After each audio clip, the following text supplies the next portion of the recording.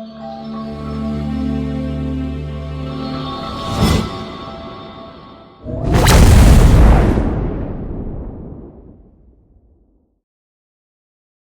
समय के बाद हम आज रूबरू हुए हैं, लेकिन जब भी रूबरू हुए हैं खास तथ्यों के साथ, खास विश्लेषण के साथ ही हम आज आपके सामने आए हैं। और आज का जो हमारा खास विश्लेषण है वो यह है कि आप देख रहे होंगे कि देश में एक बहुत बड़ा हादसा हुआ है। फ़्लाइट 12 जून को क्रैश हो जाती है। अहमदाबाद इंटरनेशनल एयरपोर्ट से फ़्लाइट उड़ती है और आप देखें कि मिनिमम 5 किलोमीटर के अंदर जो एयरपोर्ट है उसके बाहर जाते ही 30 सेकंड के अंदर वो फ्लाइट गिर जाती है और एक बिल्डिंग में, यानी मेडिकल हॉस्पिटल की वो बिल्डिंग रहती है, वहाँ पर जाकर टकरा कर पूरी तरह से क्रैश हो जाती है। बहुत ही ज़्यादा ईंधन होने के कारण आप देखें कि कोई भी व्यक्ति से बचते नहीं और अचानक एक व्यक्ति वहाँ बच जाता है। तो जो एक व्यक्ति बचता है उसका क्या रहस्य है, और दूसरा इस फ्लाइट के पीछे का भी एक खास रहस्य जो मैं आज आपके सामने रखूँगा, क्योंकि आप बहुत सारे चैनल्स के से और काफ़ी सोशल मीडिया के माध्यम से भी बहुत सारे भेदों को समझ रहे हैं, सुन रहे हैं, लेकिन एक खास तथ्य भी मैं आज आपके सामने रख दूं जिससे कि आपको बहुत सारी बातें ये स्पष्ट हो जाए कि जो मैं आज आपके सामने बोलता रहा हूँ क्रमबद्ध तरीके से, कि हर चीज़ एक स्क्रिप्टेड है, हर चीज़ प्लान से हो रही है। आने वाले समय में जो क्लाइमेट के नाम से भी आपको धोखा दिया जाएगा वो भी प्लान से दिया जाएगा। बड़ी बड़ी हत्याएँ जो लोगों की जाएंगी वो भी प्लान से की जाएंगी। ये तमाम बातों के पीछे जो स्क्रिप्ट काम करती है उसके भेद को भी समझना बहुत ज़रूरी है, क्योंकि आंख बंद करके जीते रहना और आपको जहाँ का इशारा कर दिया जाए उसी की ओर आप सुराग व दस्तावेज खोजते रहें और बाद में पता चले कि कुछ भी हाथ में नहीं लगा, तो ये भी एक बहुत बड़ा एक दर्दनाक गलत काम होता है कि सच जो आप तक पहुँच ही नहीं पाता है, ये सच आप तक पहुँचता रहे। इसीलिए आज हमारा एक प्रयास है कि वीडियो आप देखें, अंत तक देखें। सबसे पहले हम ये समझते हैं कि ये जो घटना हुई ये 12 जून को हुई। 12 जून बड़ा ही खास है उन ताकतों के लिए जिनका मैं विश्लेषण करता रहा हूँ, जो कंट्रोल पॉलिसी में पूरे विश्व को नचा रही है, जो खास बड़े लेवल में जिन्होंने पूरे विश्व में बैंकिंग व्यवस्था चालू की है, जिन्होंने पैसा बनाया है और जो पैसा हवा में घुमा रहे हैं और जिनका ही नारा है क्लाइमेट क्लाइमेट नाम से चिल्ला रहे हैं, और वर्ल्ड इकोनॉमिक फोरम में जो बड़ी बड़ी मीटिंग करके जो क्लाइमेट का ढिंढोरा पीटते हैं, उनका जो कंट्रोल पॉलिसी पूरे विश्व में चल रही है, उनका ये खास दिन है 12 जून। क्योंकि ये लोग अपने देवताओं की जो पूजा करते हैं, लूसीफर आदि देवताओं की, ये 12 जून को बड़ा ही खास दिन होता है और इस दिन काफ़ी सुना गया है कि ये लोग बलिया भी चढ़ाते हैं। तो क्या ये क्रैश एक सैक्रिफाइस तो नहीं है? फिर अचानक उसमें एक बंदा बच जाता है, और वैसे इनके जो नियम होते हैं उसमें ऐसा नहीं होता है सबको ही मार डालना है, बट एक बच्ची बचना भी चाहिए उसमें। तो अचानक वो व्यक्ति कूद जाता है, तो उसकी कूदने के पीछे का रहस्य है वो भी हम आप विश्लेषण करेंगे। तो सबसे पहले हम फ्लाइट के हादसाओं पर एक नज़र डाल लेते हैं कि ये घटना होती है 12 जून को 2 बजे, और आप देखें कि मिड डे न्यूज़ चैनल्स है और मिड डे ई पेपर है, बड़ा ही इंटरनेशनल ये पेपर्स है। और आप देखें इसके फर्स्ट पेज पे मॉर्निंग 12 तारीख को 12 जून 2025 को ये फोटो छपती है, और आप देखें कि एक बिल्डिंग है, बिल्डिंग में जो उसके आगे का हिस्सा है उसमें एयरलाइंस के जो आगे का धड़ है, यानी बिल्डिंग में वो हवाई जहाज घुसा, टकराया और उसका आगे का हिस्सा बाहर निकल आया, और वो हिस्सा बना हुआ है और वो पेपर मॉर्निंग में छप जाता है और उसकी फ़ोटो मॉर्निंग में आ जाती है, सभी जगह लॉन्च हो जाता है। और फिर यही एज इट इज़ हादसा एयरलाइंस के साथ, यही हादसा 12 बजे घटता है। तो इसे आप क्या कहेंगे? भले ही मैं आपको पहले ही हमेशा बताता रहा हूँ कि ये लोग सुराग छोड़ते हैं, जो लोग घटनाओं को अंजाम देने के बाद भी अपने सुराग छोड़ते हैं। 12 तारीख इनका बड़ा खास दिन था। अब इसमें एक व्यक्ति बच जाता है, उसका लकी नंबर क्या होता है? वो 11 नंबर की सीट पे बैठता है। और आप देखें कि ये व्यक्ति जब ऊपर से कूदता है और नीचे जब हॉस्पिटल में भर्ती होता है तो उसे 11 नंबर का ही बेड दिया जाता है। यानी आप देखें जो इंटरव्यू ले रहा है जो बंदा, उस बंदे से वो 11 नंबर का इसे बेड दिया जाता है। 11 नंबर सीट, 11 नंबर का बेड, और 12 तारीख को ये हादसा होना और सुबह मॉर्निंग में मिड डे न्यूज ई पेपर में ये पूरी तस्वीर लॉन्च हो जाना, ये क्या है? फिर इसके बाद आप देखें कि इसमें विजय रूपाणी जो कि गुजरात के भूतपूर्व सीएम रहे हैं, उनका ये बड़ा खास नंबर रहता है कि 1206। उनको बड़े ही अच्छे से ये इनका लकी नंबर है, ऐसा वो मानते थे। और आप देखिए कि उनके अधिकांश जो गाड़ियाँ होती हैं उसे 1206 तो 1206 नंबर सीट उनको मिलती है। और आप अगर इसको 0 को हटा दें तो 12 और 6 जोड़ेंगे तो 18 होता है। 18 मतलब 666 18। तो 18 नंबर ही बड़ा इनके लिए खास होता है। फिलहाल हमारे देश के जो भूतपूर्व मुख्यमंत्री विजय रूपाणी जी रहे, उनका निधन हो गया। उनकी भी हम खास श्रद्धांजलियाँ अर्पित करते हैं, लेकिन उनका जो खास लकी नंबर रहा वो दर्दनाक हो गया। वैसे ही मैं हमेशा बोलता रहा हूँ कि जो एजेंडा कंट्रीब्यूटर हैं, हमारे देश के प्रधानमंत्री माननीय नरेंद्र मोदी जी भी एजेंडा कंट्रीब्यूटर हैं वर्ल्ड इकोनॉमिक फोरम के। वही वर्ल्ड इकोनॉमिक फोरम है जो पूरे विश्व में अपना नेटवर्क बिछाया हुआ है। वही वर्ल्ड इकोनॉमिक फोरम है जो वसुधैव कुटुंबकम की बात करता है। वही वर्ल्ड इकोनॉमिक फोरम है जो क्लाइमेट के नाम पर आपको बार बार थोपता है कि आपकी गलती है, आप जनसंख्या बढ़ा रहे हो। अगर देखा जाए, इनसे पूछा जाए तो बोलेंगे कि आप एसी यूज करते हो इसलिए क्लाइमेट बढ़ रहा है, आप जल प्रदूषण कर रहे हो इसलिए क्लाइमेट बढ़ रहा है। एसी को बढ़ावा किसने दिया? आज व्यक्ति मॉडल विचारधारा में जी रहा है, कंपनियां उससे मुनाफा कमा रही है, तो ये विचारधारा किसने दी? भारत देश को व्यभिचार पने की तरफ किसने ढकेला? भारत का स्वास्थ्य खराब हो, लोग नशे के आदी बने, उसके पीछे करोड़ों खरबों रुपए बनाकर, हवा में पैसा बनाकर, वो पैसा लगाकर लोगों की आदत कैसे उसमें डाली गई, और फिर बाद में थोपा जा रहा है कि आप जल प्रदूषण कर रहे हैं, आप वायु प्रदूषण कर रहे हैं, आप जो तमाम प्रकार की टेक्नोलॉजी यूज करके जो क्लाइमेट खराब कर रहे हैं। अब इसका परिणाम है आपको कहीं कहीं आपदाओं को झेलना पड़ेगा, कहीं कहीं ऐसी आपदाओं को भी झेलना पड़ेगा। अब ये अचानक, ये तो आपदा है नहीं, ये जो प्लान क्रैश हुआ है, अब इसके पीछे भी प्लान है, क्योंकि 12 जून को उनको जो सेक्रीफाई करना था वो शायद आप देखें कि एयरलाइंस कोई साधारण लाइन ये कंपनी नहीं है। इसमें जितने भी हवाई जहाज यूज किए जाते हैं वो तमाम अच्छी टेक्नोलॉजी से युक्त होते हैं। और आप देखें कि इस हवाई जहाज में तो 2 इंजन हैं, क्या दोनों के दोनों इंजन अचानक बंद हो जाते हैं? ई कोडिंग की जो पढ़ाई पढ़ते हैं, यानी कोडिंग की जो पढ़ाई पढ़ते हैं स्टूडेंट, उनको अच्छे से पता होगा कि हर चीज़ की कोडिंग होती है। मैं पहले ही बताता रहा हूँ कि ईवीएम की भी कोडिंग है और ईवीएम हैक हो सकती है, यानी जितने भी सॉफ्टवेयर्स या सॉफ्टवेयर वाली मशीनें जो काम कर रही हैं उनको भी हैक किया जा सकता है। और हमारे देश की प्रधानमंत्री खरबों डॉलर रुपए खर्च करके बड़े बड़े यंत्र विदेश से खरीदते हैं, टेक्नोलॉजियाँ खरीदते हैं सेनाओं में यूज करने के लिए। तो क्या ये दावे के साथ बोला जा सकता है कि क्या इसकी कोडिंग की कुंजी क्या जहाँ से खरीदी गई है उनके हाथ में नहीं होगी? फिलहाल वो विषयांतरण हो जाएगा, हम अपने टॉपिक पर आते हैं। यानी आपने इस वाले पहलू को तो देखा कि प्लान क्रैश होता है और ये तमाम घटना पहले छप जाती है, मतलब दिखाने के लिए पूरा क्लू पहले छप जाता है, बाद में ऐसा ही एज इट इज क्लू होता है कि बिल्डिंग में वो परफेक्ट घुसता है और आप देखें कि खांचेदार बिल्डिंग और उतना ही हिस्सा घुसना और उतना पीछे का धड़ पूरा क्रैश हो जाना। अब अचानक एक व्यक्ति बच जाता है, सबसे बड़ी सोचने की बात है। अब आप थोड़ा सा सेंस लगाइए कि एयरपोर्ट्स में जब फ्लाइट रन कर रहा है और बढ़िया से रन कर रहा है, उसने अपनी उड़ान भरी है और उड़ान भर के 600 फुट तक पहुंचा है, तब तक किसी को ये फील नहीं होता है कि अब ये फ्लाइट क्रैश हो जाएगी। क्रैश कैसी होगी? कि फट नहीं जाएगी ऊपर से, यानी वो नीचे आएगी, धीमे धीमे नीचे आएगी और बिल्डिंग में घुस जाएगी, यानी वहीं गिर के क्रैश होगी।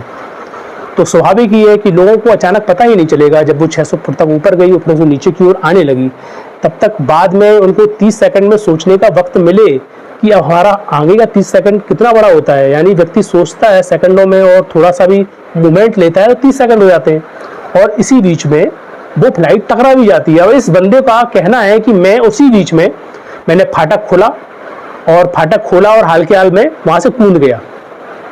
फिर कभी कभी यही बोलता है कि फाटक खुला हुआ मेरे को मिल गया और वहाँ से कूद गया। यानी 30 सेकंड में उसने हाल के हाल ये समझ लिया कि इस फ्लाइट में अभी आग नहीं लगी है, इस फ्लाइट में अभी कोई प्रॉब्लम्स नहीं आ रही है, हॉर्न बज रहा है और अभी ये फ्लाइट टकराई भी नहीं है। तो अचानक 30 सेकंड के अंदर इसने निर्णय ले लिया और ये कूद जाता है। अब अगर हम देखते हैं कि जो लॉक है, फाटक पहले बोलता है कि गेट हमने खोला, तो गेट का जो सिस्टम्स होता है, आप लोग फ्लाइट में जब गए होंगे तो आपने देखा होगा कि आपकी आंखों के सामने वो लॉक बंद करती है जो एरोस्टेड रहती है। तो 2 लॉक ऊपर होते हैं, एक बीच में होता है, 2 लोग लॉक नीचे होते हैं। अगर ये बंदा एक लॉक भी अगर खोलेगा तो सिर्फ 5-5 सेकंड लगेंगे, तो ऊपर नीचे और बीच का लॉक खोलने में कम से कम इसे नहीं होगा तो 20 सेकंड लगेंगे। तो क्या ये 20 सेकंड 30 सेकंड में जब पूरा डिसीजन होता है कि फ्लाइट नीचे कर रही है, तो क्या 20 सेकंड ये अपना दिमाग फाटक में ही रखा रहा कि मैं खोलूं कैसे भी? भविष्यवाणी हो चुकी है। और लोगों, मतलब 11 नंबर की सीट थी तो 10, 12, 13 और 9 नंबर की सीट वालों को प्रेरणा ही नहीं हुई, मात्र यही अकेला कूदा और बच पाया। यानी कि 1-2 व्यक्ति और साथ में कूदने चाहिए थे, कोई व्यक्ति मरता, कोई व्यक्ति के हाथ पैर टूटते, कोई व्यक्ति जिंदा रहता। यानी 2-3 व्यक्ति अगर एक साथ कूदते तो समझ में आता कि भाई ठीक है, एक इकलौता व्यक्ति कूदता है, ऊपर 600 फुट की ऊंचाई से कूदता है और फिर उसके हाथ पैर सलामत रहते हैं। और फिर आप देखें कि ये व्यक्ति ये कूद के नीचे गिरता है, फिर ये चलता है। तो उसकी शुरुआत की आप टॉन देखेंगे तो शुरुआत में बहुत व्यवस्थित तरीके से चल रहा है, बहुत व्यवस्थित तरीके से चल रहा है। लंगड़ा नहीं रहा है। और आप देखें कि एक बंदा इसके पास आया और उसने कुछ इशारा किया तो हाल क्या लंगड़ाने लगा। अब लंगड़ाने के बाद ये अपने हालात बताते हुए खुद एम्बुलेंस तक चल के गया है, फिर ये हॉस्पिटल में आके भर्ती हुआ है। तो आप सोचो कि कैसा प्लान होगा। क्या जो बड़े बड़े विशेषज्ञ और जो खास खुली जो सोच रखते हैं, जिनको पूरा एजेंडा कंट्रीब्यूटरों के बारे में पता है, उनका तो स्पष्ट कहना है कि बंदा फ्लाइट में था ही नहीं, ये नीचे था और इसे पूरा पता था कि फ्लाइट क्रैश होने वाली है। उसे यह पता होने के बावजूद वो ये तमाम बातें बड़े ही एक अच्छे ढंग से प्लान कर रहा है।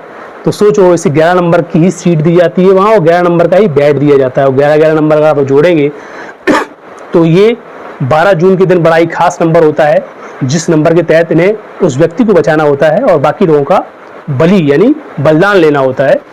ये तमाम बातें मैं अपने स्तर पर बोल रहा हूँ, क्योंकि ये काफ़ी लोग ऐसे भी हैं केस भी करने के लिए क्वेश्चंस वीडियो को डिलीट करने के लिए भी उतारू होते हैं।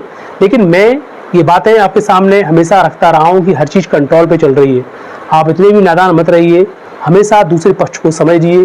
क्योंकि आपकी पढ़ाई, आपकी माइंड प्रोग्रामिंग, आपको दी जा रही शिक्षा और आपके बच्चों को दी जा रही शिक्षा, ये तमाम कंट्रोल पॉलिसी के तहत ही दी जा रही हैं। इसीलिए आपको विचार करने की शक्ति तो बहुत है, लेकिन आपकी शक्ति की दिशा मोड़ दी गई है। जो वास्तव में सही तत्व हैं उनकी तरफ आपकी दिशा जा ही नहीं पाती। इसीलिए कैंडी जैसा इतना बड़ा हादसा हो जाता है भारत देश में, पूरे विश्व में।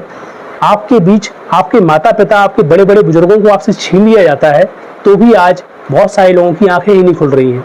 इंजेक्शन लेने के बाद लोगों को अचानक हृदय रोग हो रहे हैं, घुटने के दर्द हो रहे हैं, कमर दर्द हो रहे हैं, बॉडी में रोग प्रतिकारक शक्ति घट गई है, तो भी उनकी आंखें नहीं खुलती हैं।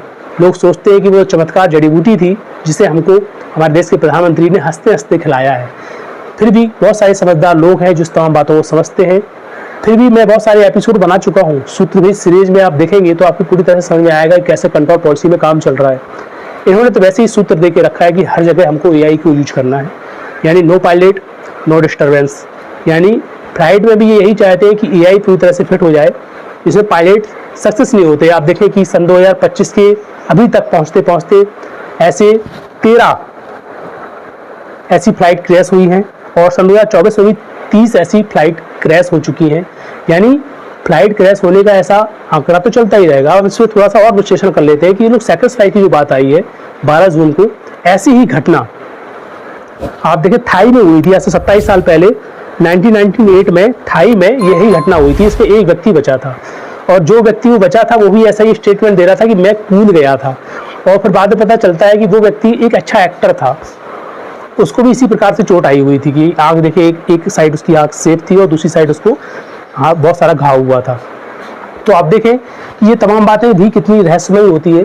और ये व्यक्ति जो आपको दिख रहा है, क्या ये व्यक्ति वास्तव में अगर इसकी पूरी तरह से चेकिंग की जाए तो ये व्यक्ति कैमरे आदि में देखा जाए, ये व्यक्ति आपको दिखेगा ही नहीं।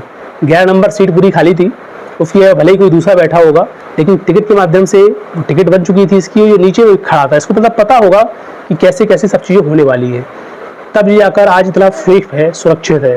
और आज मेरा जो सबसे बड़ा 2 क्लू आपको देने के पीछे रीजन था, आज वीडियो का विश्लेषण था कि पहला कि मिड डे जो ई-पेपर्स है उसमें कैसे मॉर्निंग में ही घटना छप जाती है, मतलब इसका क्लू छप जाता है और 12 बजे ये घटना होती है एयरलाइंस के साथ। और फिर आप देखें बंदा कैसे 11 नंबर सीट वाला बंदा को बचाया जाता है और इसे 11 नंबर बेड ही दिया जाता है। और जो सबसे लकी नंबर है जिनका 1206, वो लकी नंबर कितना उनका सक्सेस होता है विजय रूपाणी जी का, वो भी आप 0 हटा देंगे तो 18 नंबर पे। तो मतलब कैसे कैसे लोगों को बलिदान दिया गया। तो मैं हमेशा बताता रहा हूँ कि आप उन लोगों के लिए बिल्कुल ख़ास नहीं हैं, उन लोगों के लिए आप कीड़े मकोड़े ही हैं जो लोग पूरे विश्व को कंट्रोल कर रहे हैं। लेकिन मैं उन लोगों को भी चेतावनी देना चाहता हूँ जो एजेंडा कंट्रीब्यूटर हैं, जो आँख बंद करके उनकी दी हुई स्क्रिप्ट पे काम कर रहे हैं, क्योंकि ये लोग किसी के नहीं हुए हैं, इनके अंदर मानवता है ही नहीं। ये लोग हमेशा उन लोगों का यूज करते हैं, बाद में उन लोगों को बलिदान कर देते हैं, उनको मार देते हैं। इसीलिए अगर इस देश के बड़े बड़े नेता उनके इशारों में चल रहे हैं तो उनका भविष्य उत्तम नहीं है। वो कब अपने स्तर पर गिरा दिए जाएंगे, जब उनका काम पूरा हो जाएगा तब उनका साथ भी शायद ऐसा ही हादसा हो सकता है जैसे कि भूतपूर्व विजय रूपाणी जी का यानी मुख्यमंत्री हैं उनके साथ जो आज हादसा हुआ है, ऐसा हादसा उनके साथ भी हो सकता है। फिलहाल ये भेद आपके सामने रखना था, इसलिए मैंने आज का वीडियो बनाया। इसके साथ साथ मैं आपको एक खास जानकारी और दे दूं कि मैं अधिकांश संतासाराम जी बापू के विषय को हमेशा इन तमाम बातों पे जोड़ता रहा हूँ और आपके सामने हमेशा बताता रहा हूँ कि ये तमाम बातें कंट्रोल पॉलिसी से चलती हैं, इनके पीछे कंट्रोल भेद चलता है। आज संतासाराम जी बापू को सन 2012 में अरेस्ट करके उनको अंदर रखा जाता है, तो ये पूरा एक प्लान से काम होता है। आज भी उनको अंदर रखा गया है, ये पूरा एक स्क्रिप्टेड प्लान है। आज उनके आश्रम को हड़पने की बात की जा रही है। अहमदाबाद आश्रम जो कि स्टेडियम के चलते उनको बनाने की होड़ में आश्रम को तोड़ने फोड़ने और वहाँ पर कब्जा करने की बात की जा रही है, तो सोचिए कि ये भी पूरा स्क्रिप्टेड है। संतासाराम जी बापू को जो मोहलियत दी गई है उनको उनका इलाज करवाने के लिए भी, ये भी एक स्क्रिप्टेड है। तो इसके पीछे बहुत बड़ी स्क्रिप्ट काम कर रही है। तो हमेशा जो संतासाराम जी बापू के शिष्य हैं वो अपनी आंखें खोलकर इस भेद को समझते हुए इस दृष्टिकोण को भी याद रखें कि इस देश में जो प्रधानमंत्री राज कर रहे हैं, जो मुख्यमंत्री राज कर रहे हैं, जो कोर्ट में बैठे बैठे बड़े काला कोट पहनकर जो कोर्ट में बैठे जज हैं, वो भी स्क्रिप्ट पे ही काम कर रहे हैं। इसलिए आप अपने हक की मांग को मजबूती से रखें, आप अपने दायित्व को अच्छे से समझते हुए अपनी प्लानिंग को ठोस बनाएं, आप जन जागरण का बल्ब लें और अपने स्तर पर काम करें, क्योंकि मात्र एक पक्ष अगर कोर्ट में काम करेगा तो एक पक्ष के आधार पर ही निर्णय और न्याय मिल जाए ऐसा असंभव है। बड़े पैमाने में काम चल रहा है कंट्रोल पॉलिसी में, तो उसी प्लानिंग से भी योजनाएं बनानी होती हैं। फिलहाल आज का विश्लेषण इतना ही, फिर मिलेंगे नए स्तर के साथ, नई जानकारी के साथ। हमें दीजिए इजाजत, नमस्कार।